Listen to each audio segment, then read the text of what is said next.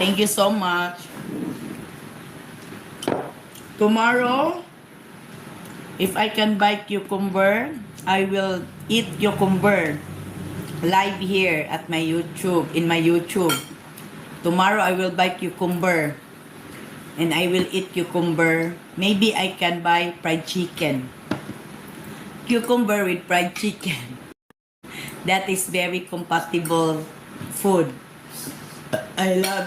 I love to eat because eating is happiness. Mental, spiritual, and financial. So I hope you love my share. Thank you so much for your time. Dumblimon. Yeah, nice. Thank you. And Dylan Tubes TV. Thank you so much and God bless you all. See you on my next mukbang tomorrow.